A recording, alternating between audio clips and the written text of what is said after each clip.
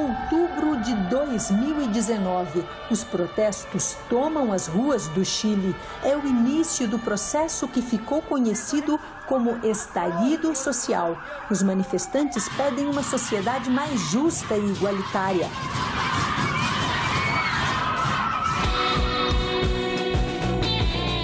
Outubro de 2020, o país decide que é hora de fazer uma nova Constituição. 78% dos chilenos que compareceram às urnas votaram a favor de uma nova Assembleia Constituinte. Pela primeira vez na história mundial, ela será formada por 50% de mulheres. As eleições estão marcadas para abril de 2021. O que essa decisão representa para o país? Que recados deixa para o Brasil e para a região? Tema para o Cidadania Mundo. E para falar sobre isso, a gente recebe aqui no nosso programa o embaixador do Chile no Brasil, Fernando Schmidt, e também meu colega Marcos Magalhães, jornalista especializado em assuntos internacionais, que conduz essa entrevista junto comigo. Então, começa, embaixador, além de agradecer sua presença aqui no nosso programa e também a parceria do Marcos nessa nossa conversa, perguntando ao senhor o que a gente perguntou num sentido geral aqui na abertura do programa. Quase 8 em cada 10 eleitores que foram às ruas disseram que era hora de o Chile fazer uma nova Constituição. O que vem por aqui? O que esperar desse novo texto? Teremos, Ângela, agradeço, e Marcos, agradeço essa oportunidade à TV Senado para explicar um processo constituinte. Como dizia antes, era muito difícil, alguns anos atrás, imaginar que o Chile entraria num processo constituinte depois de ter reformado múltiplas vezes a Constituição de 1980. A Constituição da ditadura, porque era uma Constituição que se liberou de todos aqueles amarres ditatoriais e antidemocráticos que a ditadura havia instituído na Constituição. Era uma Constituição plenamente democrática num país bem sucedido. Então, como se explica e que vem para frente? Como se explica que um dia os chilenos decidiram, por uma amplíssima maioria, 78% aproximadamente, uma reforma constitucional através de uma Assembleia Constituinte? Isso se explica um pouco por as benesses do próprio desenvolvimento do Chile. Existe o paradoxo do desenvolvimento. O paradoxo dos desenvolvimentos levou aos chilenos, a todos nós, não, chegar a uma Assembleia Constituinte. Dizia um intelectual de esquerda, não é um intelectual de direita, que este paradoxo não se explicava num país que crescia, que diminuía enormemente as suas diferenças sociais, as diferenças. Dizia, se levarmos em conta as explicações mais difundidas, as da manhã, convertidas no novo fórum político, que é, sem dúvida, um sinal intelectual da crise. A causa do fenômeno seria a desigualdade. Como um balão que infla além da conta, a sociedade chilena, cheia de desigualdade e abuso, teria explodido. Essa explicação, continua ele, tem a vantagem de ser simples e também popular, mas possui uma rígida vigilância nas redes sociais que, como todos os comissários, garantem que ninguém se afaste demais dela. E continua, existem múltiplas explicações, não? As mais óbvias seriam as geracionais, associados a movimentos sociais e anarquia, a crise na maneira pela qual a modernização atesta a desigualdade e acentua sua experiência.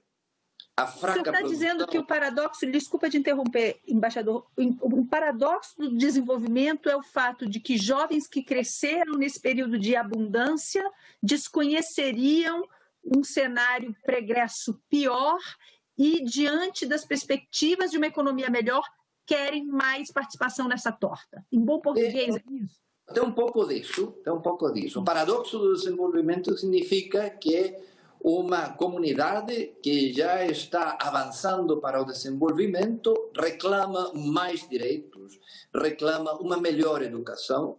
A educação chilena tinha gargalhos evidentes, embora ser a melhor sistema educativo em termos de resultado da PISA ou de resultados da OCDE na região.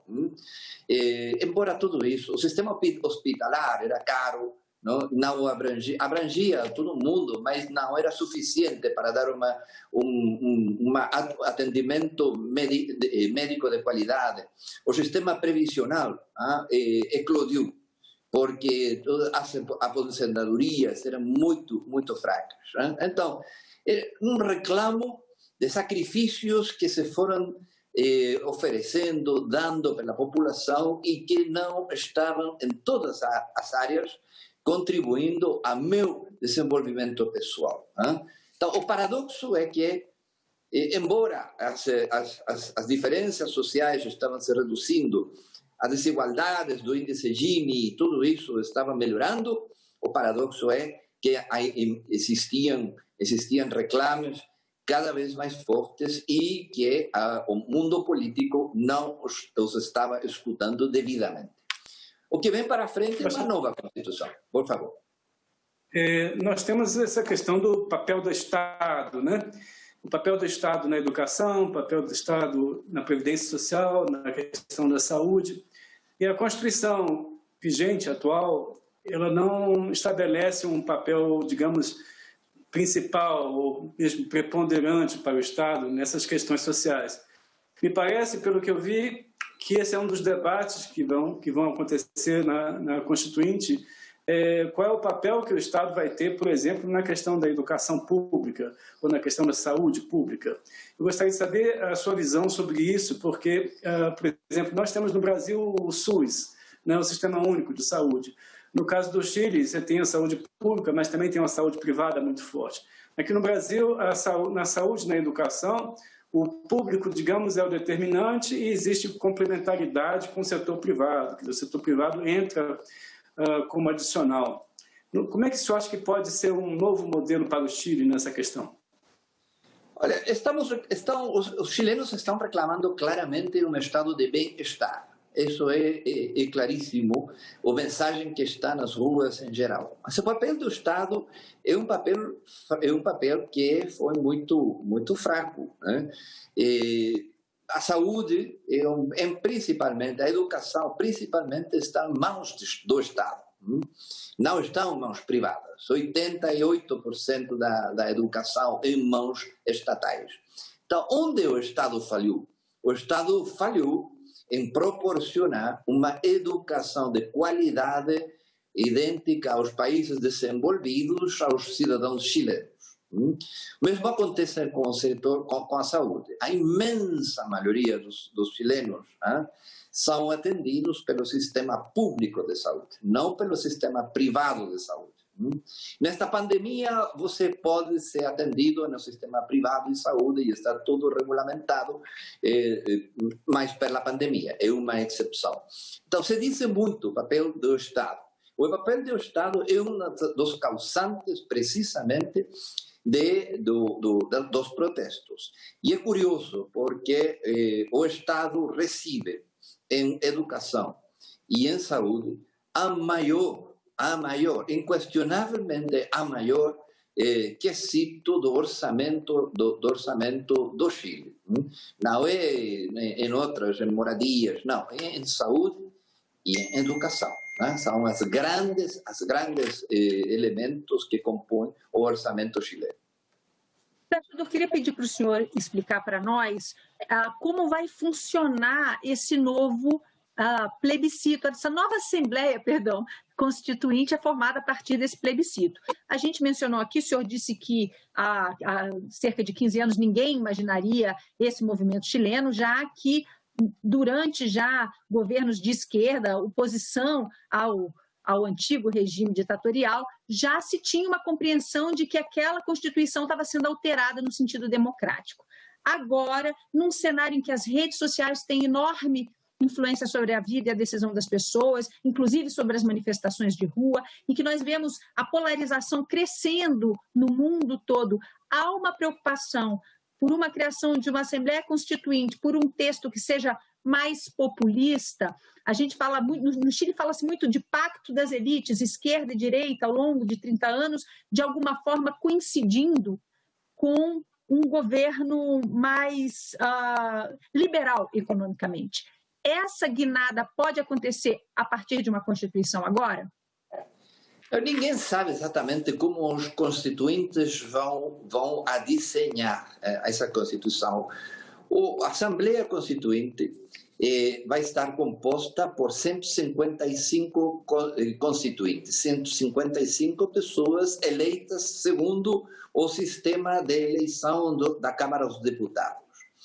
Hoje foi decidido que 23, além disso, os 23 pessoas constituiriam um grupo específico de povos originários. Então, seriam 155 mais os 23 que representariam os povos originários. Isso vai exigir um novo ajuste ao texto constitucional. Isso começa, o processo constituinte vai começar o dia 11 de abril do próximo ano.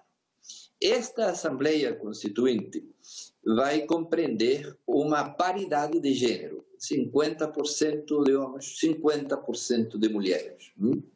Vai compreender também lista única ordenada por prioridades. Você tem lista única de candidatos independentes, lista única de partidos, lista única de outras instituições. Todas quienes devem entrar nessa Constituição, na redação da Constituição, devem receber, especificamente os constituintes independentes, devem receber um número mínimo de firmas, de assinaturas de cada circunscrição eleitoral. Devem compreender, aí homem e mulher, em termos descendentes. Se um distrito é encabeçado, um distrito A é encabeçado por uma mulher, o distrito seguinte vai ser encabeçado por um homem, e assim sucessivamente, para garantir uma completa paridade de gênero. Esse itinerário compreende 9 meses de discussão. 9 meses de discussão, de abril, 9 meses depois. E com uma única possibilidade para extender por 3 meses adicionais esse calendário. Em outras palavras, durante o 11 de abril, como máximo, de 2022, a nova Constituição chilena deveria estar em funcionamento. Agora, como se dá? Quais seriam os marcos dessa Constituição? Os marcos que já foram estabelecidos por uma amplíssima maioria de todos os partidos políticos numa reforma constitucional aprovada em maio deste ano, e segundo o pacto original que foi do 15 de novembro do ano passado, em maio, diz que essa convenção não pode intervir nem exercer nenhuma outra função que não seja a redigir a Constituição. Redigir a Constituição. Esse é o único elemento que essa Assembleia pode fazer. Em outras palavras, não tem atribuições sobre os outros órgãos constitucionais do nosso país, do Executivo, do Legislativo ou do Judiciário. Não tem competência nenhuma. O outro elemento que também enmarca as atividades da Constituinte está constituído por 4 fatores, 4 elementos. Primeiro, que o Chile continuará sendo uma república. Não poderíamos nós eleger um imperador. O segundo... É bom deixar claro, porque esses tempos andam meio confusos, né, embaixador? É bom deixar bem claro no tempo, porque o mundo está indo para uns lugares tão estranhos de vez em quando. O segundo elemento é o caráter democrático da nova Constituição. Isso implica, naturalmente, todos os elementos que constituem uma democracia, todos os direitos, todas as liberdades que garantem uma democracia. Um terceiro elemento são todos os elementos jurídicos, as sentenças já executariadas, afirme, esses devem ser respeitadas. Não é abrir uma caixa de Pandora para começar a sacar elementos totalmente novos. E um quarto elemento são todos os tratados internacionais ratificados e em vigor, que o Chile tem. Então, o resultado dessa nova Constituição chilena está também, de alguma forma, limitada por esses quatro elementos: república, a democracia, sentenças judiciais respeitadas e os tratados internacionais respeitados. Depois devemos ter um plebiscito de saída, claro. Um plebiscito durante um ano depois, ou 9 meses depois, teremos um plebiscito de saída para ratificar, num plebiscito obrigatório, esta vez, ratificar a Constituição, resultado desses debates. E se a turma vai contra? Desculpa, eu sei que o Marcos vai fazer uma pergunta, mas só essa, só para a gente não perder. Terminou, tem um plebiscito, e se a sociedade diz não gostei, então o que acontece? De hoje. Temos a Constituição vigente. A Constituição atual vai estar em vigor até a nova Constituição ser ratificada pelo povo e depois promulgada através do sistema jurídico chileno. Embaixador, muitos temas bastante delicados vão ser tratados na Constituinte. E o Chile, como vários outros países aqui na América do Sul, tem uma divisão política bastante forte hoje em dia. E você, para aprovar qualquer dispositivo na Constituição, você tem que ter uma maioria qualificada. Então, eu gostaria de perguntar para o senhor, como é que está o clima de negociação política no Chile? Existe a possibilidade de alguns consensos entre direita e esquerda, ou vai haver muita disputa política no voto na Constituinte? Bom, o primeiro consenso já foi alcançado através do Acordo pela Paz Social, o 15 de novembro do ano passado.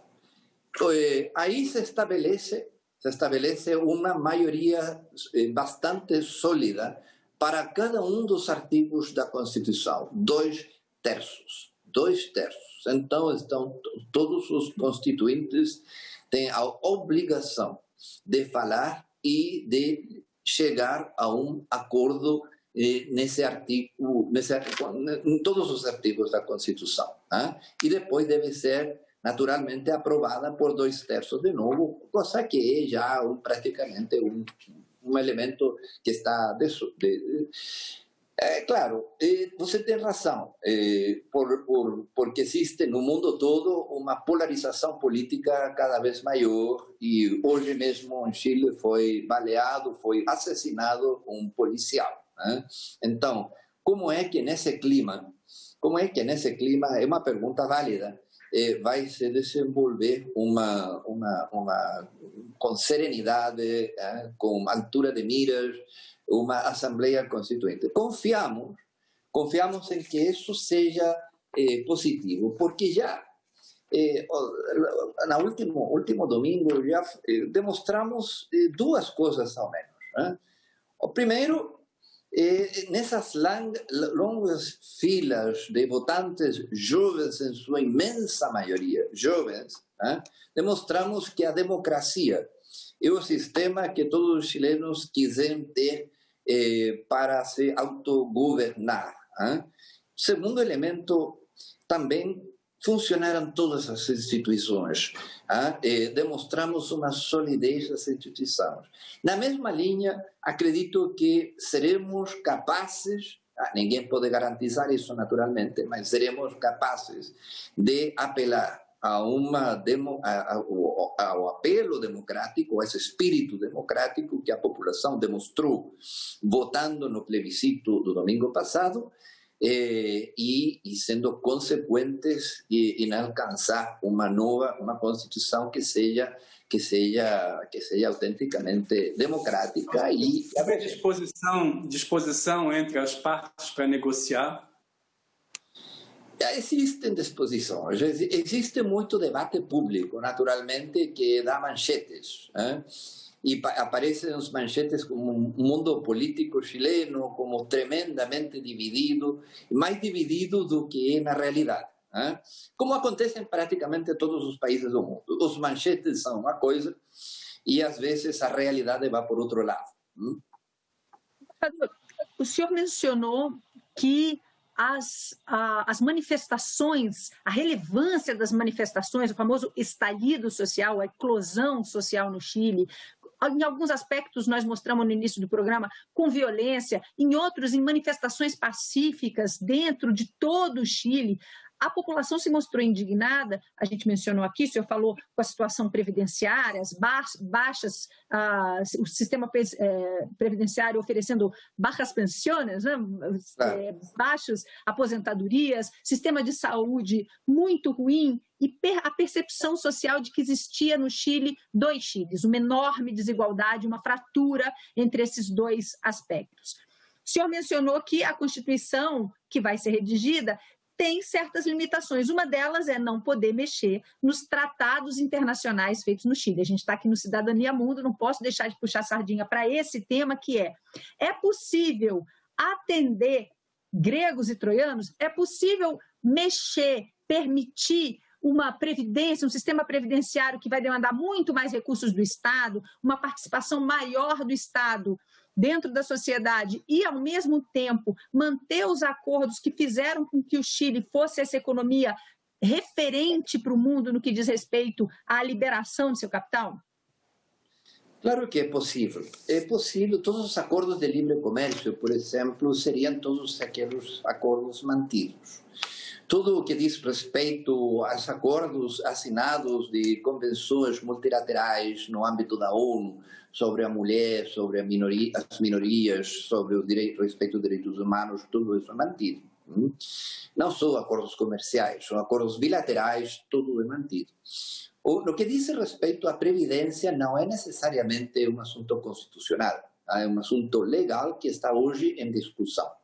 Todo este processo vai começar o dia 11 de abril do ano próximo. Isso significa que atualmente está em discussão uma reformas previdenciárias importantes.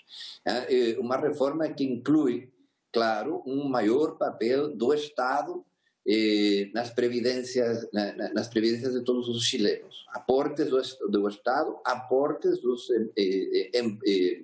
dos patrões, maiores aportes e maiores aportes de solidariedade no âmbito da saúde. Tudo isso vai se combinar antes do 11, esperamos que antes do 11 de abril, porque não necessariamente é um assunto constitucional. Os assuntos constitucionais, claro, são decididos por os constituintes. A Constituição pode dizer, a Constituinte pode decidir que a moradia universal é para todo mundo, enfim, e a Constituição deve garantir... E claro, o exemplo brasileiro deixa isso bem claro, uma Constituinte, como foi a brasileira, com forte apelo da sociedade saindo da ditadura, uma Constituinte que fez, no caso do Brasil, uma Constituição em que vários itens relativos à Previdência, relativos à saúde, são itens constitucionais, portanto, as leis infraconstitucionais deveriam responder àquelas. Então, mudar agora o sistema previdenciário sem saber que Constituição que vem, não corre o risco de ter que mudar de novo depois dos constituintes terem decidido? Aparentemente, essa é a minha opinião, aparentemente é muito difícil de reemplaçar um sistema individual por um sistema de reparto. É muito difícil, seria uma expropriação de toda a minha poupança de uma vida toda, que pertence não ao Estado, pertence a mim. seria expropriar, seria um primeiro afastamento de um princípio constitucional que é básico, que é o direito a uma propriedade. Né? Então, mas se os pais constituintes decidem expropriar todos os fundos, e como se demonstrou, os chilenos sentem como próprios esses fundos, sentem profundamente como próprios, e esses fundos aí terão uma consequência, os pais constitucionais vão ter uma consequência adicional que será como será a propriedade privada de um prédio, de uma casa, ou de qualquer coisa. Uma propriedade privada estaria em jogo. Não devemos esquecer que um dos grandes elementos do bom sucesso chileno foi não o sistema econômico, foi dar-se regras claras. Um sistema jurídico de regras e que foram muito respeitadas por todos os atores. Eu vou passar a palavra para o Marcos, nosso programa está chegando ao fim. O Marcos vai fazer, então, nossa última pergunta. Eu queria falar sobre o sistema de governo. É claro que não vai ter monarquia no Chile, mas vamos continuar no presidencialismo, mas existe uma possibilidade de você mudar o regime de presidencialista para semipresidencialista ou parlamentarista, e também o mandato de 4 anos sem reeleição, isso pode mudar também? Pode. É um dos assuntos que está em debate hoje e que é transversal. Existem pessoas de direita, centro-direita, inclusive, e de esquerda, centro-esquerda, que gostam do sistema semipresidencial ou parlamentar. Então, os modelos portugueses, os modelos franceses estão sendo hoje estudados. A maduração da sociedade chilena, em minha opinião, acredito que já é suficiente para adotar um sistema dessa natureza. Mas é uma opinião, é minha opinião. Esse mandato de 4 anos sem reeleição como hoje, você acha que pode mudar ou vai ficar assim mesmo? Isso pode mudar, mas esse mandato de 4 anos tinha como estímulo que, sendo um mandato tão curto, o governo, em 4 anos, deve cumprir completamente o mandato para o qual foi elegido. Essa era a racionalidade detrás desse curto período de tempo. Mas pode ser para anos, enfim. Está chegando ao fim, ele ainda está recém esquentando, o assunto é quente. O Chile decidiu, por sua ampla maioria de eleitores, que vai ter uma nova Constituição, que vai ser feita por uma Assembleia Constituinte formada por 50% de mulheres, fato inédito do mundo, nem falamos isso aqui, não podia deixar de citar eu como apresentadora entusiasta do tema, e também inédito porque vai pensar uma nova Constituição em meio a um cenário de redes sociais e recém saindo de uma pandemia. Tem assunto que não acaba mais, então a gente já fica o convite para o senhor voltar aqui para falar, depois desse resultado, como é que ficou o Chile durante esse processo. Eu agradeço muito a participação do senhor. Nós conversamos nesse programa Cidadania Mundo com o embaixador do Chile no Brasil, Fernando Schmidt, e junto comigo fez essa entrevista meu colega Marcos Magalhães. Me deu a alegria de participar aqui no programa, ele que é um especialista em assuntos internacionais. A você que nos acompanha. Para o embaixador, para quando um dos constituintes vier a Brasília ano que vem, ou no outro ano, trazer aqui para conversar com a gente. Vamos muito fazer obrigado. Isso. Eu vou ter em conta. Agradeço muito, Ângela e Marcos, esta ocasião para explicar um pouco o que está acontecendo no meu país. E a você que está em casa, mais uma vez, muito obrigada por estar com a gente. Lembrando que se você quiser rever trechos desse programa ou de qualquer outro programa da TV Senado, você pode visitar a nossa página na internet, aparece aí na sua tela, senado.leg.br/TV, está tudo lá. E se você preferir as redes sociais, a gente mencionou aqui, a gente também está no YouTube, youtube.com/TV Senado. Você vai lá, você segue tudo, você deixa seu like, por favor, e passa a acompanhar nossos programas também pelo YouTube. Tchau, até a próxima, se cuida. Muito obrigado.